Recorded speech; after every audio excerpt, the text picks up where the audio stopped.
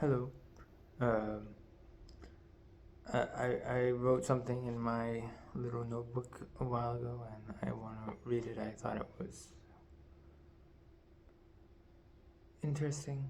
And I'll talk about what it is I wrote before I start to read it.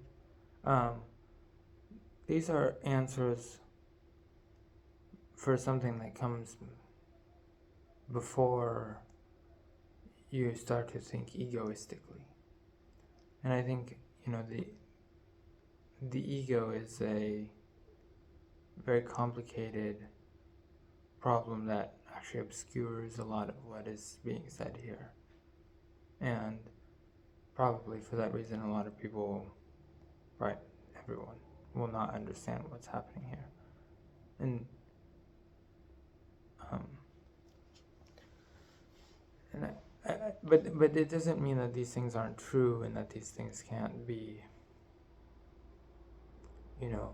can't actually even explain the ego.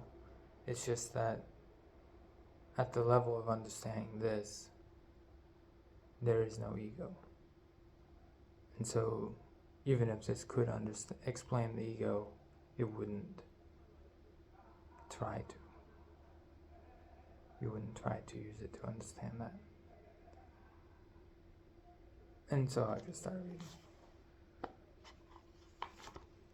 One is constantly feeling. No. One is constantly thinking, imagining, and doing. You must imagine multiple cycles that are connected to each other. There is the cycle of thinking, one of imagining, another of doing. There are the ends of each cycle, 4 ends in total. The ends of thinking, from left to right, are attributions and the image. The ends of imagining are the image and the superego. The ends of doing are the superego and the other. The attributions are made of 2 parts that are paired together. Each pair is independent of the other pairs. One side of the pair is emotion and the other side is sensation. The process of the cycle of thinking is the formation of the mental image. The image is made up of the organized attributions. The organizing principle is existence itself, beliefs. The formation of the superego is the process of imagining. The process of imagining is the process of making the negative of the image, opposing the image. That is to say, there is something beyond the image which the image can cover in its opposite. The superego is that opposite. The superego is the dark around the light, what encloses the space of the image. The superego is the protective aspect to the relationship to the other. Where the image fails, the other is still in touch. The superego unfolds into the other through doing, such that the image is what is and the superego is what is not. The other is reality, everything, the spirit of everything.